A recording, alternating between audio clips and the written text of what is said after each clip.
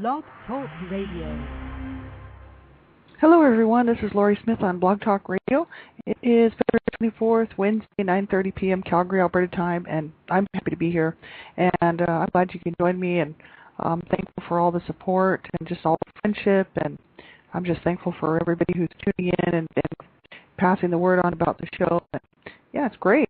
We're on for half an hour tonight, and we've been talking. This is child abuse prevention and human rights abuse prevention is up to us.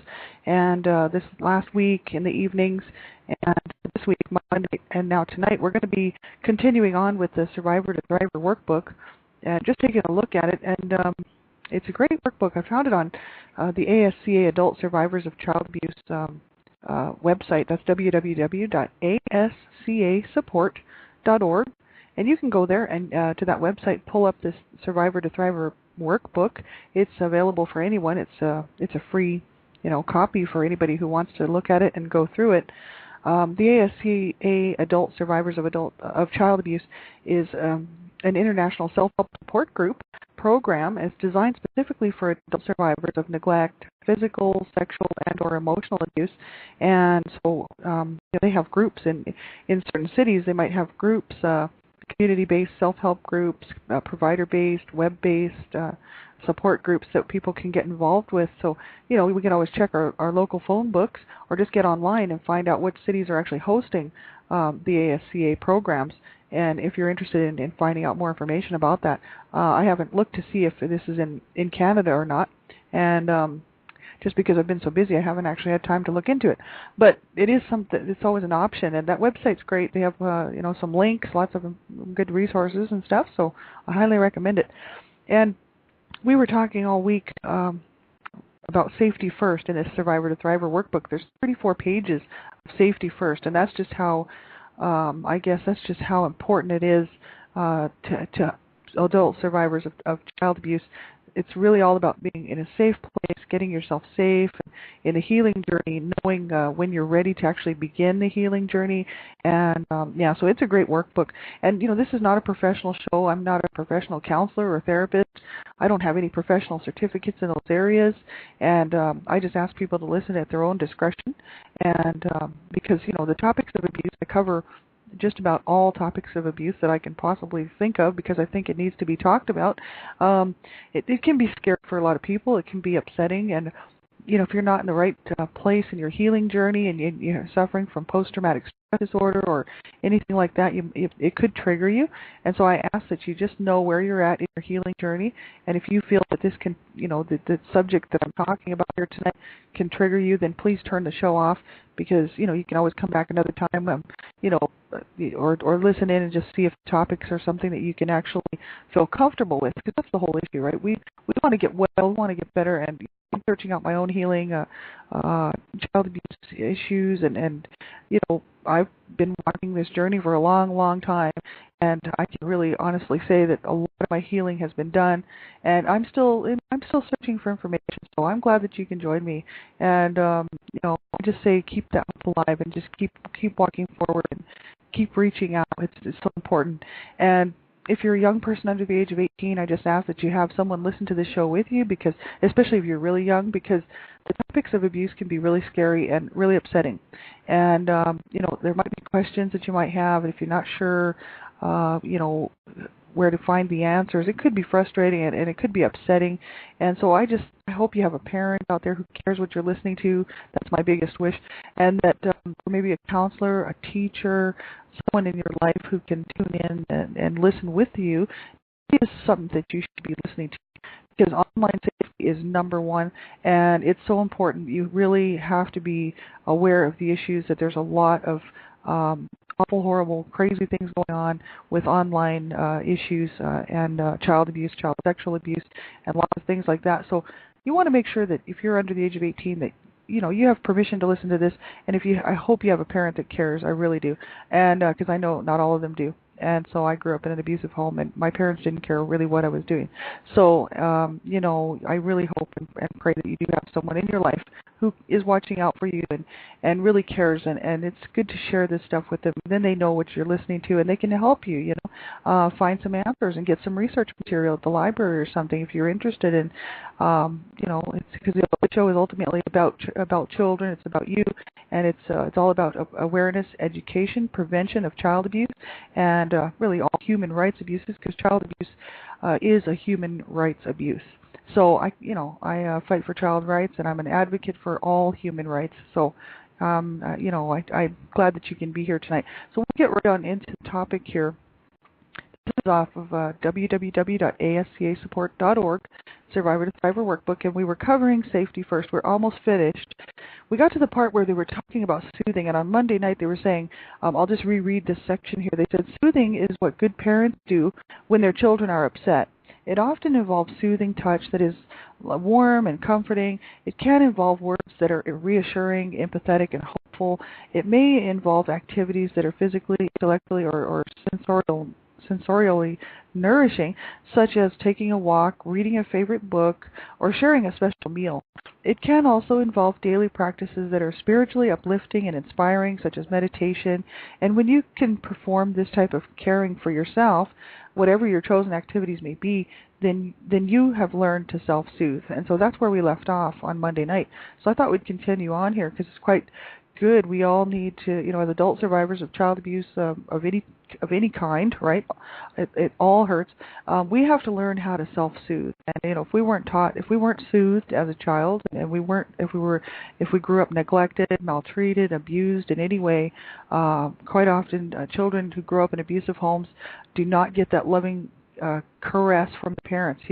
They don't get that loving hug. They don't get the loving voice. They experience just the opposite of that, which is what I experienced. And so I was craving and really wanting that as a child, and it just didn't happen. So I had to learn how to care for myself. I had to learn, and I'm still learning, still working on it, how to self-soothe and how to just to find ways to learn how to relax and just enjoy who I am and enjoy this life, right? So this is really good. We'll continue on here. It says, you probably have your own list of self-soothing strategies. Some may be healthier than others. You will need to evaluate how you soothe yourself so you can retain the healthy practices and try to eliminate or control the less healthy ones. And then you will need to add some new strategies that can provide extra comfort during your most emotionally challenging times in recovery. So the ways I soothe myself today, this is where they actually have a bunch of lines where you can write on this workbook, and there's like 7 lines there. You can put down any ways that you use right now. Like I could write down all the ways I use to soothe myself, like read a good book, go for a walk, listen to music, whatever I wanted to put there, right? That would be what I would be using today to self-soothe. And then you can look at new ways that I might self-soothe, or I might soothe myself, which would be exercise, practice meditation, guided imagery, or deep relaxation. They also suggest writing a journal and do a spiritual practice, take a warm bath. So those are some different ideas they just throw in there, and just to, for people to try, right, to help ourselves to self-soothe. It's not a very big section on the self-soothing, and there's another website for that I found that is really good. The Child Abuse Monument. That's www.irvingstudios.com, and I believe that's what it is. I have that information, and that is Michael C. Irving. He's a psychotherapist, sculptor, and he is the creator and founder of the Child Abuse Monument up here in Toronto, Ontario, Canada. And he has a website there called Child Abuse Monument, and you can just type that into your browser. There's all kinds of really good coping lists on there that actually go into a lot really detailed information on ways to self-soothe, and great ideas are listed there, and I really enjoy it. We went through that. We spent weeks on that. If you look back on my previous archive shows, I don't know, I've got about 100 there now. You can look, we did whole weeks where we were talking about soothing and what we can do to help ourselves to learn how to cope and write your own coping lists and different things. So that's a great website as well. So we'll go back to this Survivor to Thriver. A final note. It says living safety first. A final note. The goal of this chapter is to encourage you to develop a daily practice of living safety first. In any situation, with any people, facing all kinds of choices or decisions, you always want to start with your safety first plan, both to evaluate potential and identify useful and appropriate coping mechanisms for the situation. The more you can incorporate your safety first plan into your life, the more you will eliminate the kinds of setbacks that plague so many survivors and that probably plagued you as well. You can then focus your energy on creative recovery efforts and reduce self-sabotaging behavior. In doing so, you will begin to exercise the stability that is so essential for healthy functioning. So I really like this article. It says, you can also carry elements of your safety first plan into your involvement with ASCA. So that's if we were going to attend the ASCA program, right, or meetings in our local areas. Right? Should you ever feel overwhelmed or triggered by what you hear in a meeting, you will have a range of options at your disposal. Instead of listening to what is being said, you can direct your focus to your personal reaction and determine why you are having that particular reaction. If your feelings are overwhelming, you can always leave the meeting. And you can raise your hand and ask the co-secretaries to ask for volunteers to go outside and sit and talk with you. And you can decide not to attend meetings on days you feel especially vulnerable. And you can discuss your reactions to meetings or share with other ASCA participants or even the co-secretaries. And of course, you can discuss your reactions with members of your support network to determine if it is still helpful for you to attend the ASCA meetings. Any or all of these strategies might be part of your safety first plan, along with many other options you have identified for yourself. And it says, whatever your safety first plan is, it is important that you adopt it as part of your daily life. The more you do this, the more you will internalize a sense of safety that non-survivors take for granted. And from this foundation of safety first, your recovery can proceed, bringing with it the development of a new self, capable of creating the kind of life that you long for.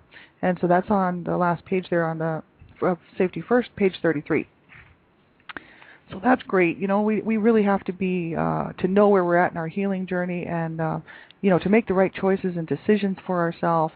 Take a really good look inside and say, you know, what can I actually handle, and what can I actually deal with, and what is triggering me, and really find some support. You know, whether it's the ASCA or whoever, you know, I belong to a lot of the different child abuse support groups and different things, and it's so important to have people in your life that you can reach out to who are going through, you know, or have been through the same type of things. They might not have every single experience that you've had, but it doesn't matter. They know and understand how hard it is to suffer abuse, and so it's great to hook up these people because they are really struggling. They're not necessarily struggling. Sometimes they might be.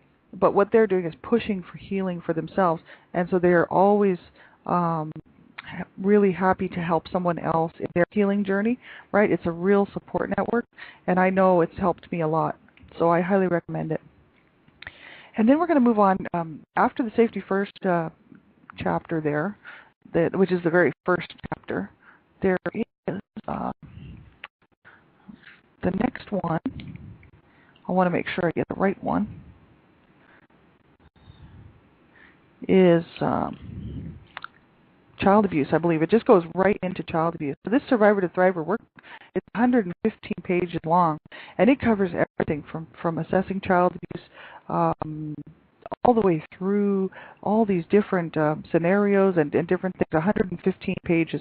So that just tells you it's very extensive, and there's a lot of material. It's huge. I don't know if we'll read it all on the air, but I just wanted to cover some of it, just to give people an idea what it's all about, because go through it myself in my own personal time, and I'm actually far along enough in my healing that I can actually do this. And I wouldn't suggest it for someone if you're not sure. You might want to have someone. They actually suggest that we have someone actually do the workbook with us, or a support group, actually, you know, a group environment. And that way, you know, you're not on your own and you're not suffering alone, because that's what I did for many, many, many years. I regret it because I didn't trust therapists. I didn't trust anyone. I didn't trust counselors. I didn't trust people, period. So, you know, I always thought that a therapist might get a hold of my information, find out what's going on the inside of me, and then use it against me for some reason. That's just brainwashing. That my parents were very much like that. They thought they kind of brainwashed us into thinking that. Right? So it really was something I grew up hearing, and my parents didn't seek help, and they didn't seek help for us.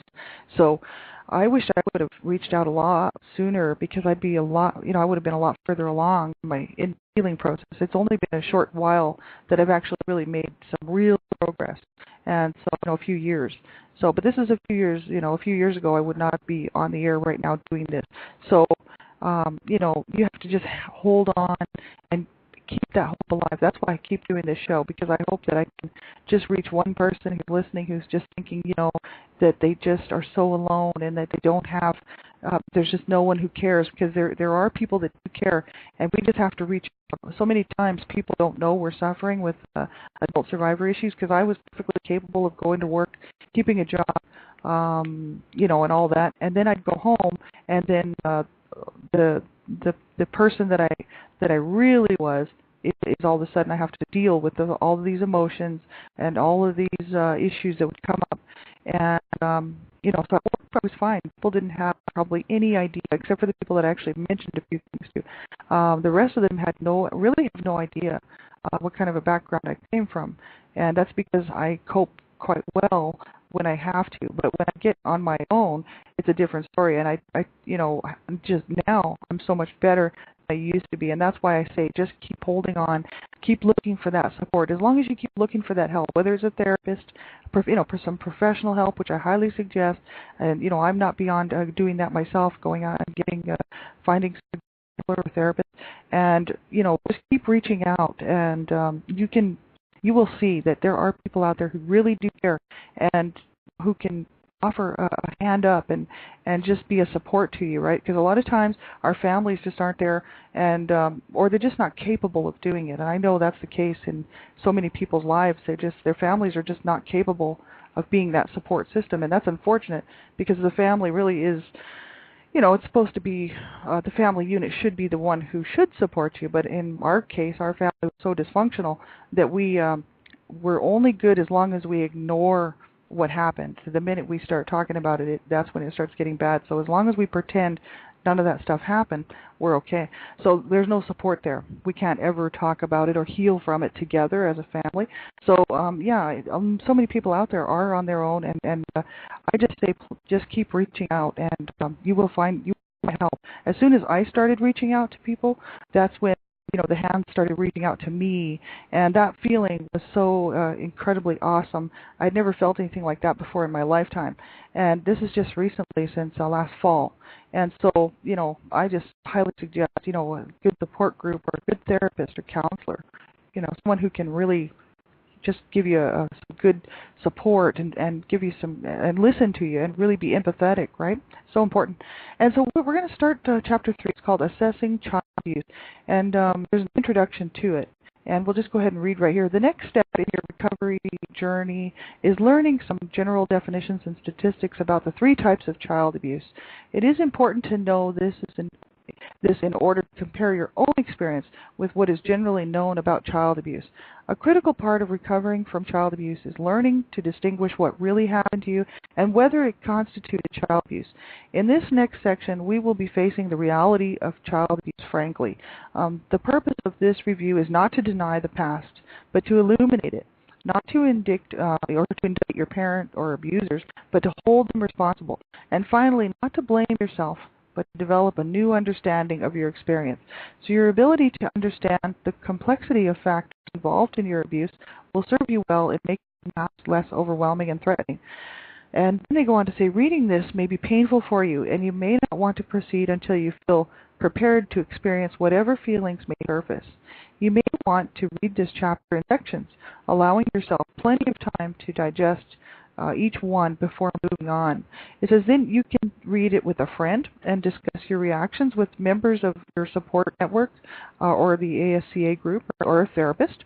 And remember that you are an adult now, but the feelings that come up may be those of a child. It says the section on child abuse is followed by a general discussion of some of the ways in which child abuse can impact survivors' adult lives. And you probably will recognize many of the behavioral patterns described in this section since you are already involved in the recovery process. Meant to highlight some of the key problem areas, the discussion is far from comprehensive, and you should remember that persons who were not abused may have the same behaviors and problems. In other words, difficulties in adult living can be caused by a number of environmental and social factors, only one of which is child abuse. So that's true. I mean, a lot of people suffer from post-traumatic stress disorder and they weren't abused as children. So that just tells you, it's not always, adult sort of mental issues or emotional issues, things that people can sadly suffer from, like post-traumatic stress disorder is one that's very common, doesn't always revolve around child abuse. So even people who did not suffer child abuse can relate to a lot of this stuff, right? So what is child abuse? Child abuse is generally defined as an act of omission or commission that endangers or impairs a child's physical or emotional health and development, and is usually broken into three subcategories: physical, sexual, and emotional. And physical abuse. Physical abuse is defined as any physical act committed against a child which results in a non-accidental injury. Examples of physical abuse include severe hitting, slapping, biting, cutting, pushing, poking, burning, twisting, shaking, choking, punching, pinching, squeezing, whipping, kicking, pulling of the hair, legs or arms, and dunking in water. It says bodily signs that may indicate physical abuse include bruises, burns, bites, marks, welts, skin punctures, cuts, abrasions, bleeding, broken bones, spiral fractures, tearing of the skin, internal hemorrhaging, and loss of hair. Most, if not all, of these physical signs may also be the result of other natural causes not related to child abuse. It is extremely important that you keep in mind, both while assessing what happened to you and in the instance in which you observe such bodily signs on another person, child or adult. Behavioral signs that may indicate physical abuse include extreme vigilance, fearfulness, scanning the environment for perceived threats, flinching in a self-protective way, either avoidance or unusually quick attachment to people, hostile or aggressive behavior, self-destructive behavior such as walking in front of cars or falling out of windows, and other directed destructive behavior such as setting fires and maiming or killing animals. While we believe that persons exhibiting any of these behavioral signs is likely to have some history of abuse, we again caution you not to assume automatically that child abuse is the cause of such behaviors, right? Because even people that were not abused as children can still have those tendencies or behavioral issues, right? So it's not always child abuse that it's not only just people who were abused as children who would suffer from those type of things, right? It says the assault, abandonment, and killing of children has been going on since the dawn of civilization and has only recently become a punishable crime in most, if not all, states. What was once referred to in previous centuries as soul murder became defined in 1962 as battered child syndrome. Now, in recognition that there are other types of child abuse, it is referred to as physical abuse. In 1985, the American Humane Society reported that 22% of all reported cases of abuse involved physical abuse, making it second only to neglect. Physical abuse occurs in all ethnic, occupational, and socioeconomic groups, although it may be more pronounced in families living in poverty. Economic hardship, racism, and unemployment are stress factors that may prompt family violence. And physical abuse also occurs outside the home, in schools, daycare centers, after-school recreation programs, and in community youth groups and organizations, anywhere where children are, right? Between the ages of 2 and 12, boys are more frequently physically abused than girls because boys are more likely at this age to present behavior or discipline problems. At this age, boys generally have higher activity levels than girls, and this can irritate parents or caregivers and lead to abusive corporal punishment. In adolescence, girls become more of a target for physical violence than boys because they are physically more vulnerable. Social roles encourage girls to adopt a more passive approach to the world. As a result, they often find themselves in jeopardy of being dominated by others. And physical neglect tends to precede actual physical abuse because most children hate being ignored or neglected and will escalate their attention-seeking behavior to engage as well as enrage their parents.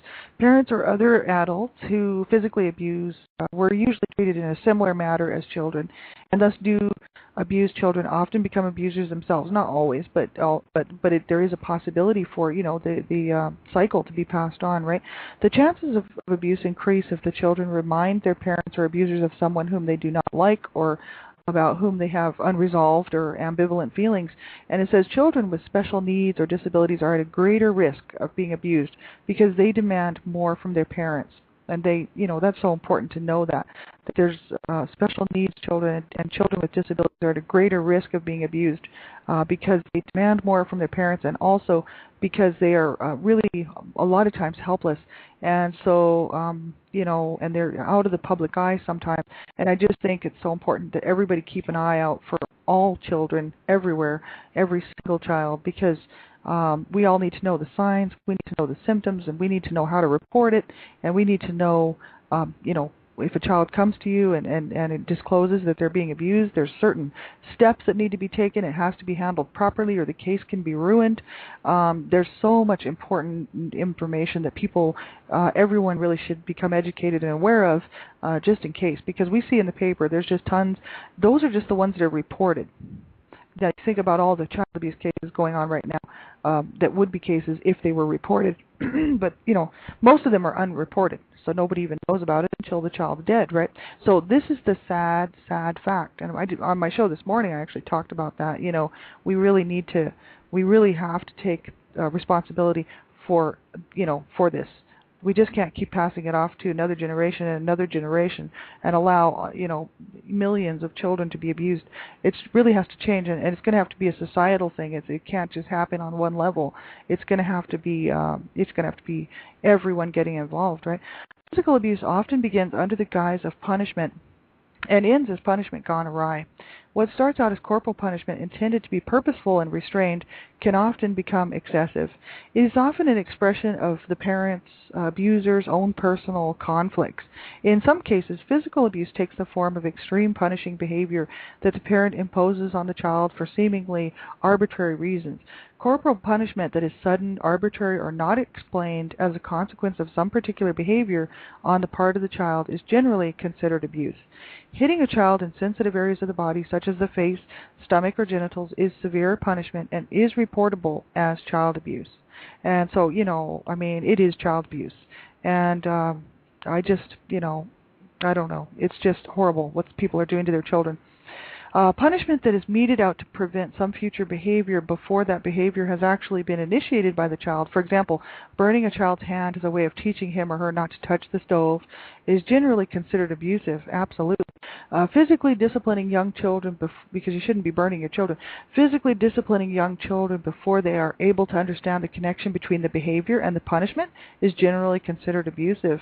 And any requirement, any requirement or demand that calls for the child to do something that he or she cannot physically or developmentally accomplish, such as toilet training prior to the age of 1 or taking responsibility for the care of younger siblings, is generally considered abuse. Absolutely. And then they go on and they have some questions here, and these are questions that a person can answer. They're quite personal. It's about abuse, and like, were you ever slapped in the face, left with a black eye, bloody nose, type things like that, right? And we're supposed to answer those questions, and they're journal questions, and as we answer them at the end, and this is page 39 now, I guess at the end they go through and they talk about, if we answered yes to this and that. We have about a minute left, so we're going to continue on. We're going to continue on Friday night with the next portion of this, which is the next chapter, sexual abuse. So we're going to continue on Friday night with that 9:30 same time. And thank you so much for tuning in. And I'm the Canada Regional Director for Dreamcatchers for Abused Children. I am so happy to stand with them. I am so excited about the proactive approach on awareness, prevention, education, and just the work that they're doing. I'm extremely happy to stand with them. You can check their website out, www.dreamcatchersforabusedchildren.com, and I hope you do. There's lots of good information on there, lots of information about the signs and symptoms of all the different kinds of abuse. There's a free PDF download on there called The Child Abuse Handbook, written by best-selling author Donna Shear and co-authored by Sandra Potter, the CEO and founder, and it's just some great information. I highly recommend it. And you can go on the ASCA Adult Survivors of Child Abuse website, www.ascasupport.org, and you can pull up that Survivor to Thriver manual. You'll look at it for yourself if you're interested. And thank you so much for tuning in. I'll be back on tomorrow morning, 5:30 in the morning, Calgary, Alberta time, one child abuse survivor to another. And I hope you have a great night. Just keep reaching out, keep that hope alive, and keep looking for that life that you deserve. We all deserve a good life. We all count. We all matter, and it is really important to just stay on the path and just keep reaching out. And thanks for tuning in. Have a great night, everybody.